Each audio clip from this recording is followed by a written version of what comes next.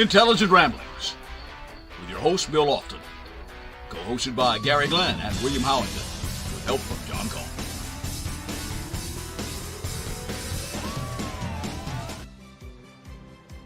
Well, hey there, and welcome back to Intelligent Ramblings. I'm Bill Lofton. I'm your host with my co-host, Mr. John Cohn, Mr. Gary Glenn, and William Howington. All right. Hello, everybody. We've taken some time off. We wanted to rethink the show.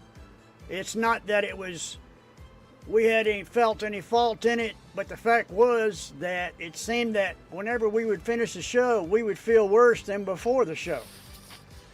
And I think that had a lot to do with the fact that we were talking about death, destruction, craziness going on up in Washington, D.C., insanity going on overseas, and we get enough downers in life, and that's not why we created Intelligent Ramblings. The reason we created Intelligent Ramblings is we're four friends, and we've been friends, all of us, for 50 plus years. Well, we have decided, or we did decide, what we would like to do is use our knowledge and pass it on to people that happen to watch us. And hey, maybe my grandchild or my great-grandchild will be watching this show down the road and go, hey, that's my papa, and smile. And I don't want them watching a show where I'm saying blank this and blank that and getting all mad and pissy and upset and shit, and I'm just not going to do it. And we came to the agreement that we wanted a format where we could give you knowledge that we have gained over our lifetime. My knowledge is food. I mean, I've got some knowledge on a few other topics, but mainly my life was spent with food. And so every week at this time, I will be going to give you a recipe of something that I know how to cook, and I guarantee you it's tasty. John, you got any thoughts on this subject? I do. I like what you were saying, number one, and I'm looking forward to your part of the show in particular, because I like food, and food likes me. Nothing wrong with that. I'm looking forward to. So, a disclaimer right up front: I'm not a professor of anything. I have a degree in finance, and I have a lifelong abiding interest in economics. And I follow it, I read about it, I try to learn new stuff about it. And so I feel like a lot of us would be better served if we knew more and we could kind of separate out the signal from the noise, because there's a lot of noise out there about economics. So that's what I want to talk about. And I take direction really well. So if anybody has a preference topic wise or direction of the whole series wise, I'm open. I would like to hear what you think. Hopefully we'll get comments and discussion going about the topics. I think they're worthwhile, number one, and can help us all out. So I'm looking forward to doing this. Awesome. Gary, any thoughts?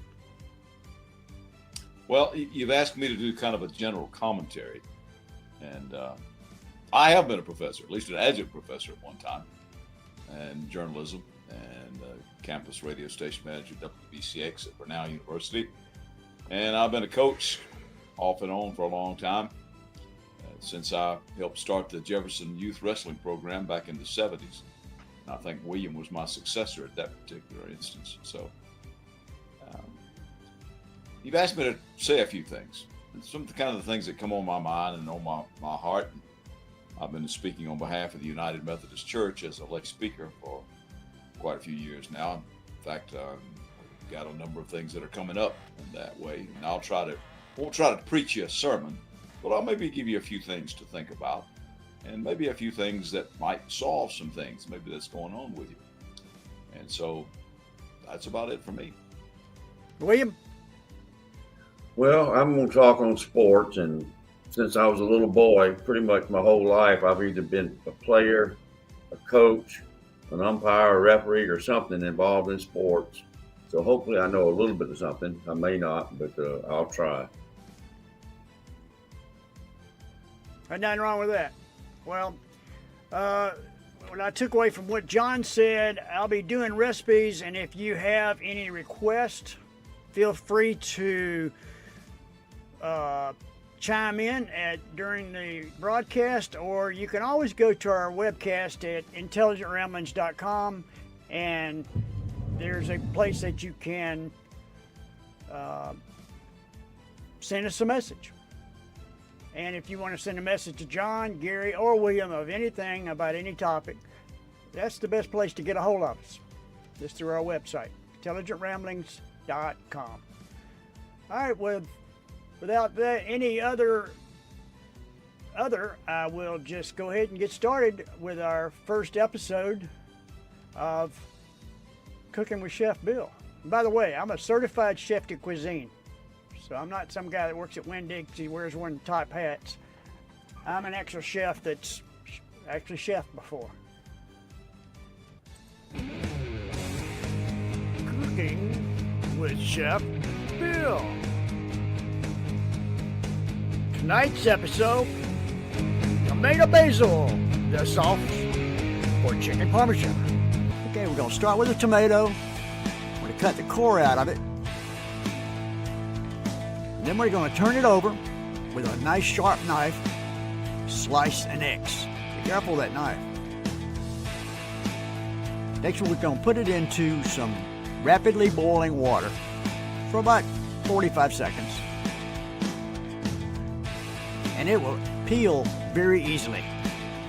But it's too hot for that, so let's drop it in some ice water.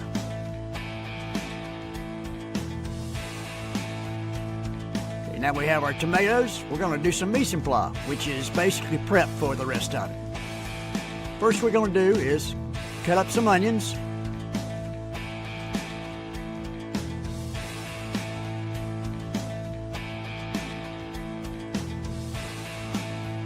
Take some fresh garlic, peel it, and then we're going to chop it up.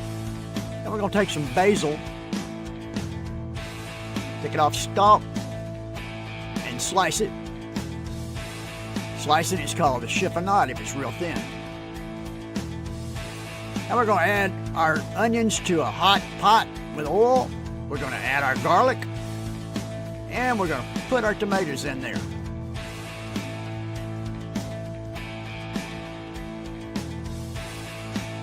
Little salt, black pepper. Speed up the process, I take a knife and just slice through them.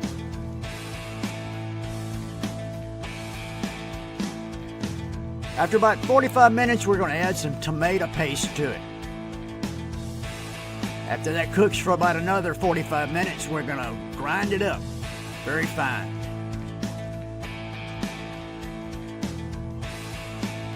And voila, you have tomato basil. Next week,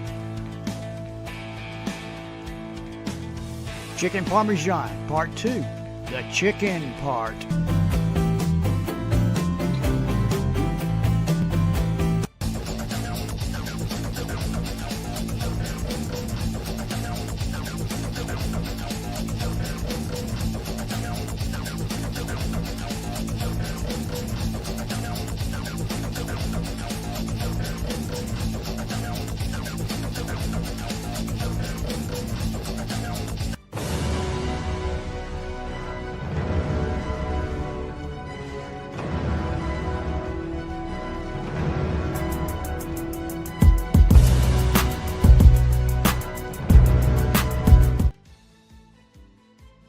So over the next few weeks, I want to do a series of talks about our economy.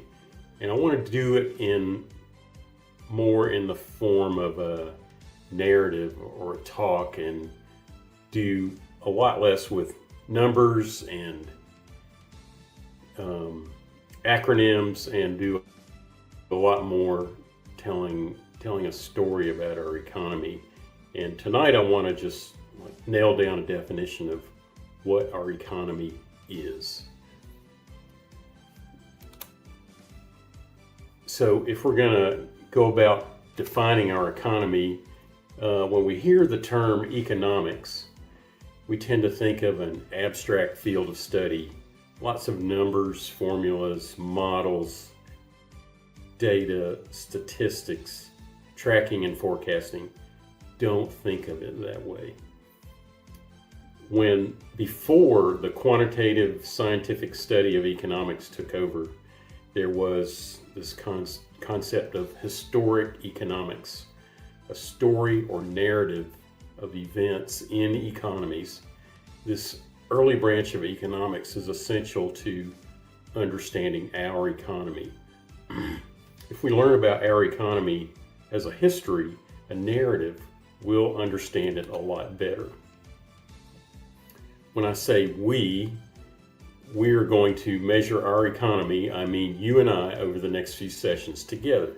So when we come to the end of this series, we'll better understand our economy, and we'll be able to identify what we hear about the economy, and we'll be able to recognize what's important and what is noise.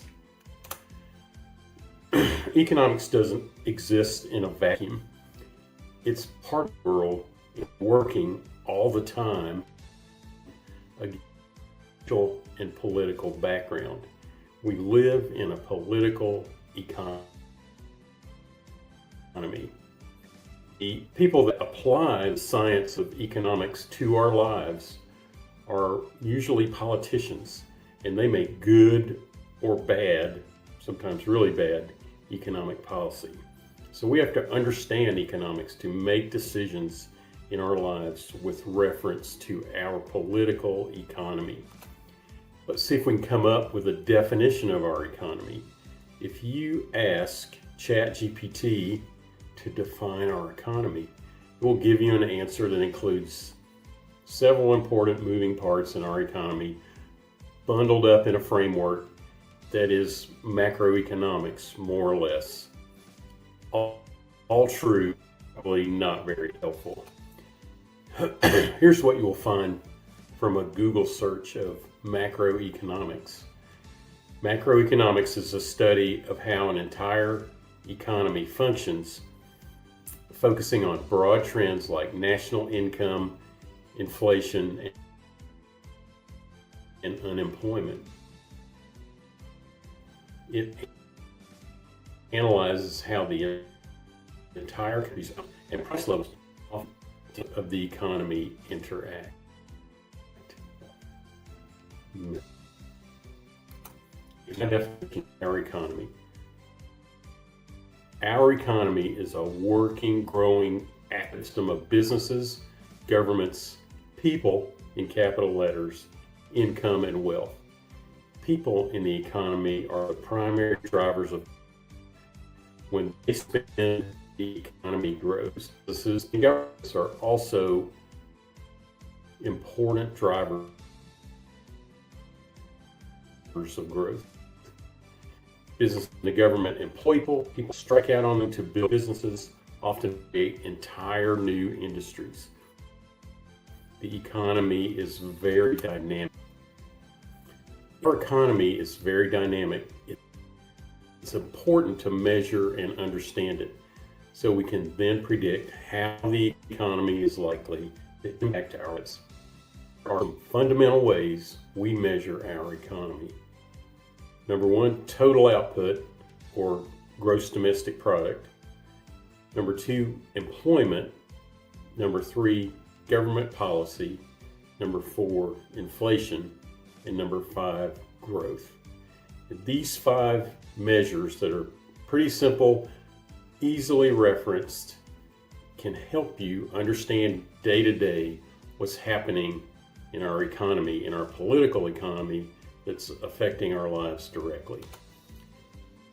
So what we're going to do, as I said, over the next few sessions is talk more about these 5 measures of the economy, learn how to find them, learn what the values mean, what they're telling you about the economy, so you can understand, you can anticipate and predict what's going to happen in the economy next. Thank you for listening. We appreciate you being here at Intelligent Ramblings, and talk to you soon.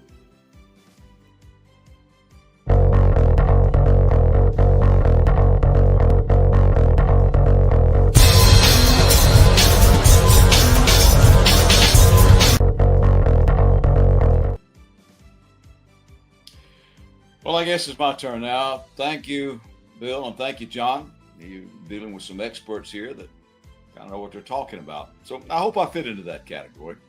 I've been in education of some sort. I was in the news industry for quite some time in news and sports, but due to a series of circumstances, I got into coaching and education. First of all, I was at Brenau University in the late 1990s, and then I got into public education at the high school level, and I currently now am serving in the middle school level as an assistant coach and as what they call a priority substitute teacher, which means I could come in and be assigned to just about anything, any class. I did a couple of different things today. So what I'm telling you is I've been in education for quite some time now, about 30 years maybe, at just about every level. And I saw something today which sort of confirms what I have long suspected. Saw it on the internet, so it has to be true, right? You see it on the internet, it has to be true. I do believe this particular thing, though. A fellow by the name of Chad Alderman wrote an article in January of this year, and I quote him now. "There's no way to sugarcoat it. Americans have been getting dumber. Across a wide range of national and international tests, grade levels, and subject areas, American achievement scores peaked about a decade ago and have been falling ever since." I suspect it might have been longer than that in some areas, but at least a decade ago. And now, folks, I'm through quoting Mr. Alderman now, but keep in mind, this is not just math and science. This is history. This is reading. This is civics. This is everything, and not just kids. Everybody. This is measurable data. You've been getting dumber. But in other things which are perhaps not so measurable, such as kindness, integrity, honesty, maturity, discipline, some of those have kind of gone in the tank as well. You don't believe me? Just look at whatever source of news you want. You can go to CNN, you can go to Fox, you can read your paper, you can do online research, whatever source of news you want. You see happenings that you say, in what universe is this a good idea? I think back on people like John Kennedy, when he said, "Ask not what your country can do for you, ask what you can do for your country." And he said, "We choose to go to the moon in this decade and do these other things, not because they are easy, but because they are hard." Of course, first of all, nobody wants to hear that anymore. But you compare the level of rhetoric and maturity in speeches like that to the current crop of far left, and far right wing wackos, the vaccine deniers, the people who are just way out there somewhere, which seem to dominate our national discourse. It's comparing Shakespeare to the Cat in the Hat. The technical term for that is dumbass. We ignore empirical evidence and we fashion our own realities. But keep in mind, truth stands independent of belief. I can believe something with all my heart, and I can just be wrong. Truth stands independent of belief. And if we're not careful, eventually it catches up to you. I can deny the law of gravity, but if I step off the roof of my house, I'm going to be convinced of the reality of that fairly quickly.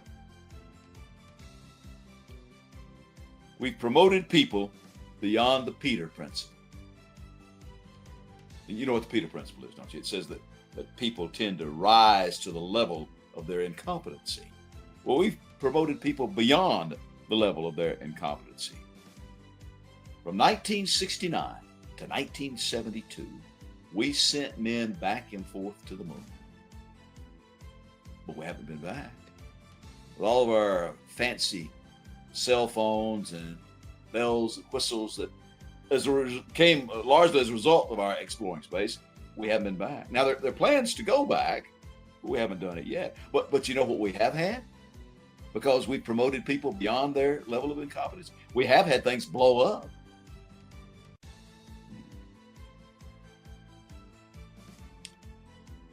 Well, what do? What's the factors beyond this? Or maybe I should say behind this. Well, accountability. Phones. Yeah, those things that you sit there and check 150 times a day. It's been estimated some people do that. Unless you're just one of those guys that just checks it all day long. Then I guess that's just one time, but it is all day. The LOLs and the OMGs, which have ruined our spelling and our coherent thoughts. Well, there's something to be said for immigration. We've had to educate a lot of people into a language that they don't know. We'll talk about standardized testing in particular. School spending. Now, we can't fix problems just by throwing money at it. You have to be wise about that. And I want to say discipline. My father, the late W.R. Glenn Jr., was an old Marine. I don't say ex-Marine because once a Marine, always a Marine. And there was no question at all that there was discipline in our house. He stood up for me when I was right. But if I was in the wrong, ooh, baby. Those were the days when "wait till your daddy gets home" had a real meaning. The problem that we face, though, ladies and gentlemen, brothers and sisters, these problems can be fixed. Parents have to step up and take some responsibility for their children. Schools have to grow a pair and quit letting the inmates run the asylum.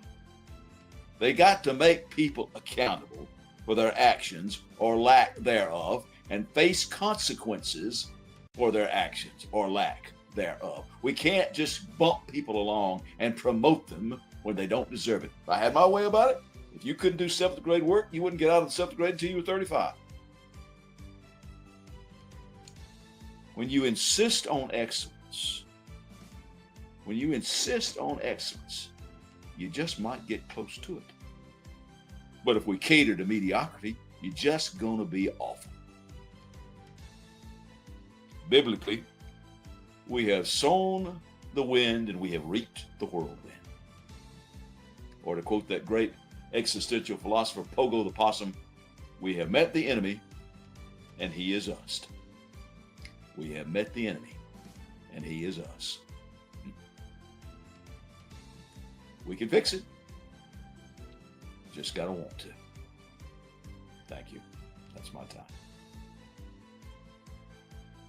This webcast is brought to you by William Lofton Photography. They can be found at williamlofton.com. Offering event residential portraiture at williamlofton.com.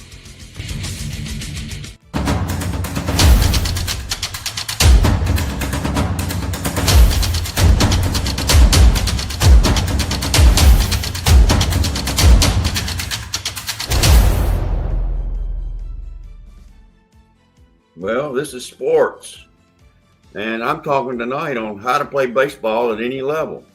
I coached baseball at the high school level in the late 70s and early 80s at Wyandotte High School and Monroe Area High School, where I was a head coach in 1982, 83.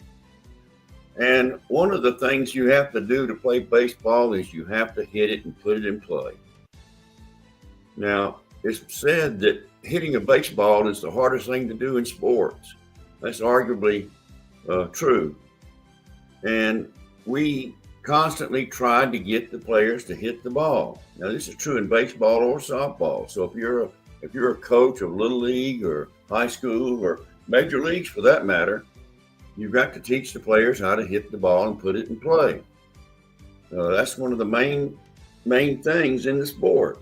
You don't necessarily win a game by doing that, but you certainly don't help yourself lose one either. I'm going to take one of the greatest hitters of my time, and if you're my age, it's your time too.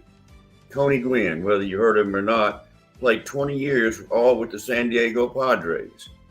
He finished 20 years with a .338 lifetime batting average, an amazing stat. Out of 9,288 at-bats, Tony Gwynn only struck out 434 times, which is amazing to me.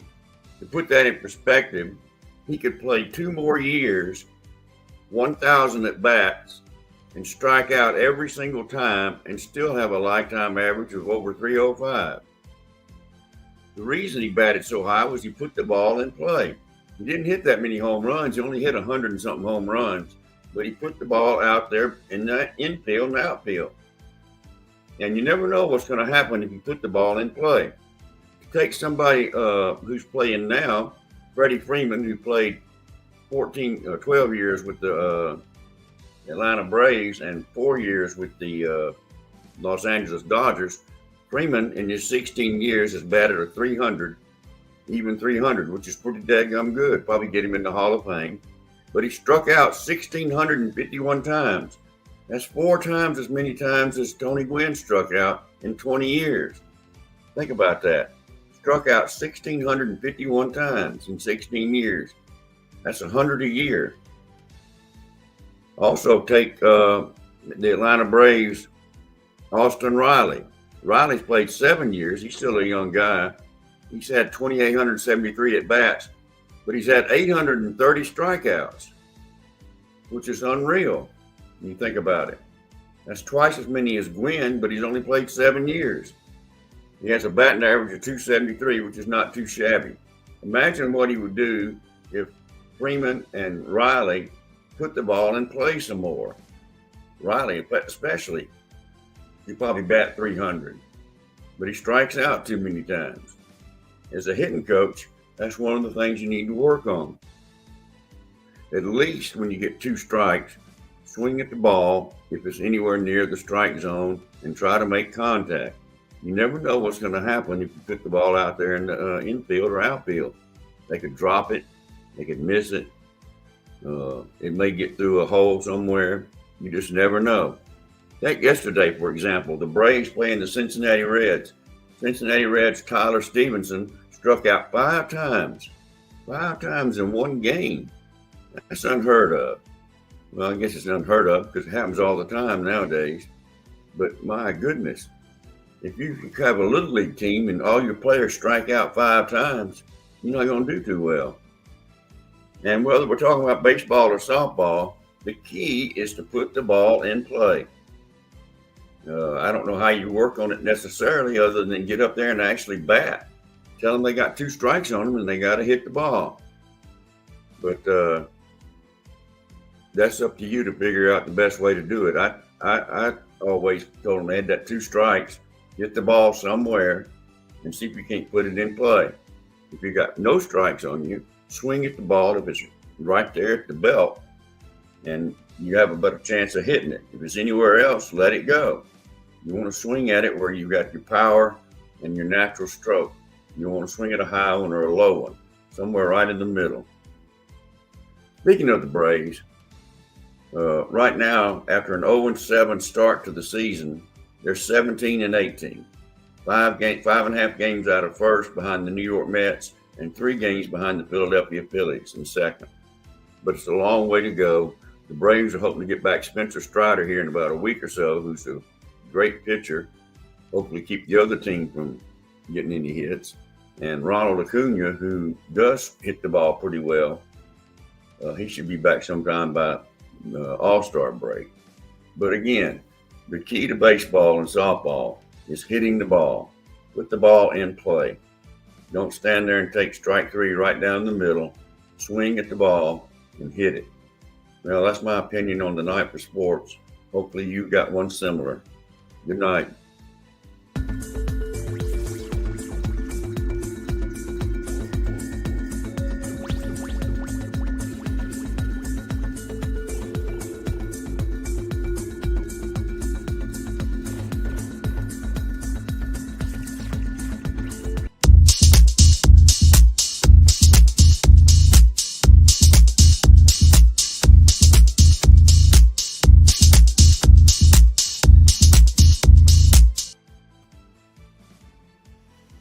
Well, we're back, and all four of us are back, and this is our finishing remarks, basically, so we can talk about whatever we want to talk about for a few minutes.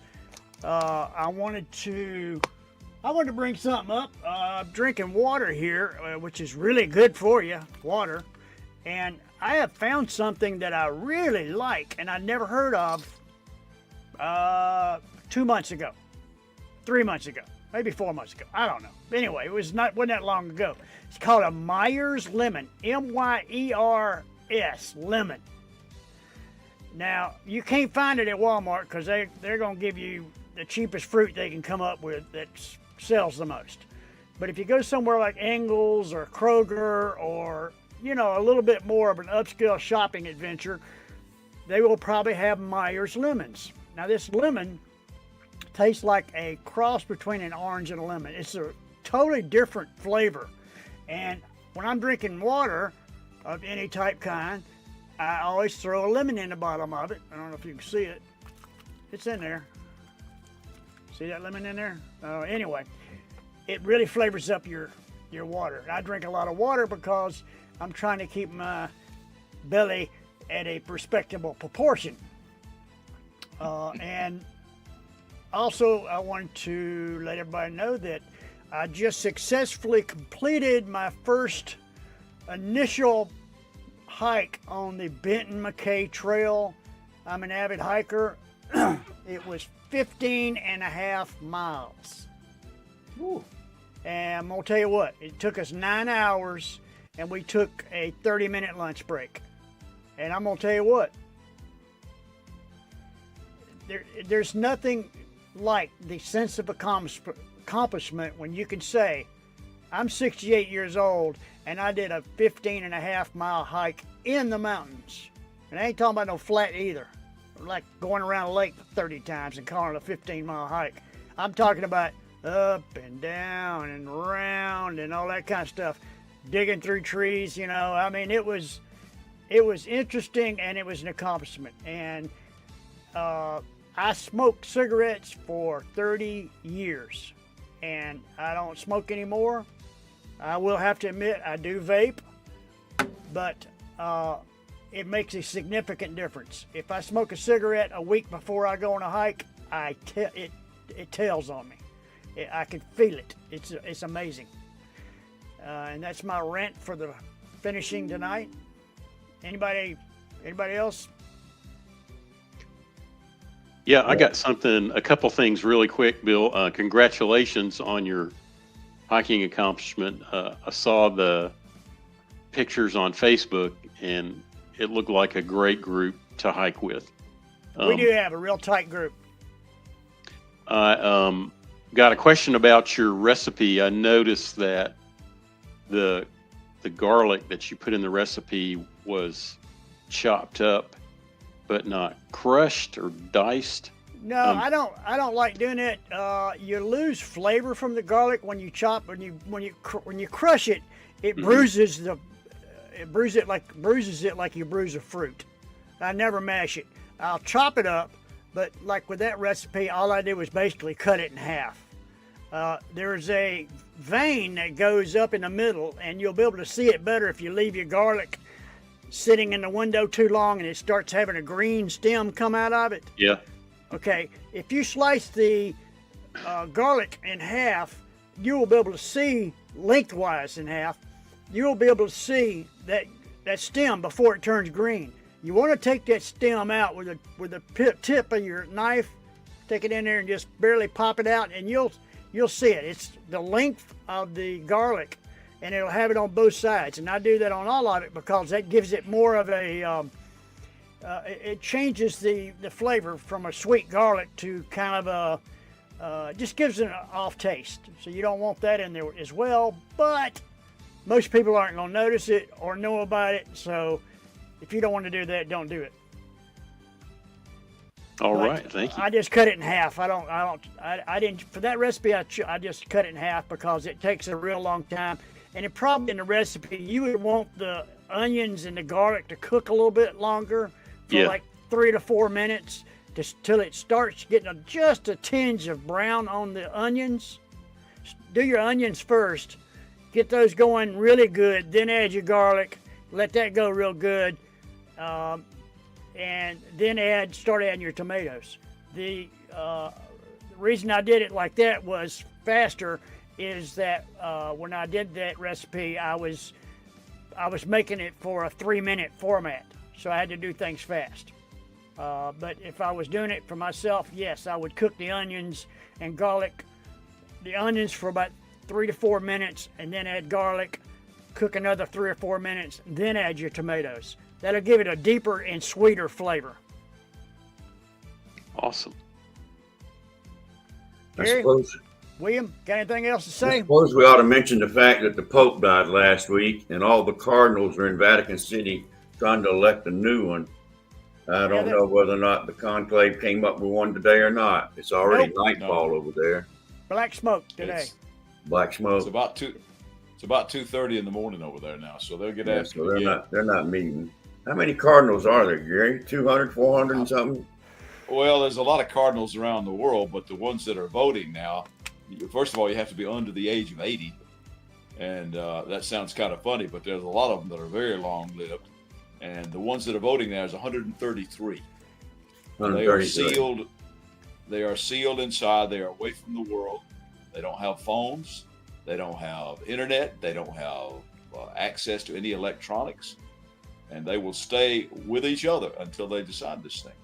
They got a It's bathroom, almost I hope. Oh yeah, they got that, and they got a place to sleep and everything like that. But they are completely sequestered, and they will be. This is all hundreds of years old. This process of selecting a new pontiff, and has been in the church lore and the church history for, as I said, hundreds of years. And this is what's the word I'm looking for? A ritual and tradition. And this is something that's been followed ever since the Middle Ages, I guess. And so this is something that is looked upon with great anticipation for the rest of the world. Well, the Catholic something, Church, is that not the largest church, It Christian is church? large.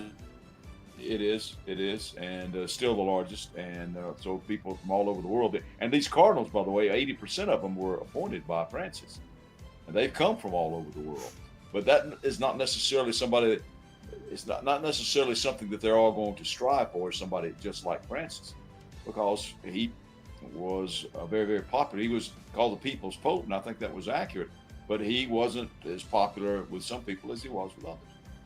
One thing that I want to talk about is the fact that Jill and I have really been enjoying watching our grandsons play baseball. William, you talked about baseball, and I did a fine job of that, by the way. And you're right. Got to put the ball in play. Things will happen. You put the ball in play. Yeah, William, that was very good.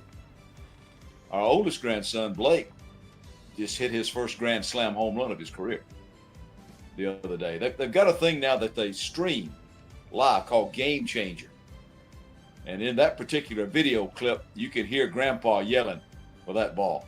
I thought when it left his bat, he had a chance. And he touched them all and drove in 3.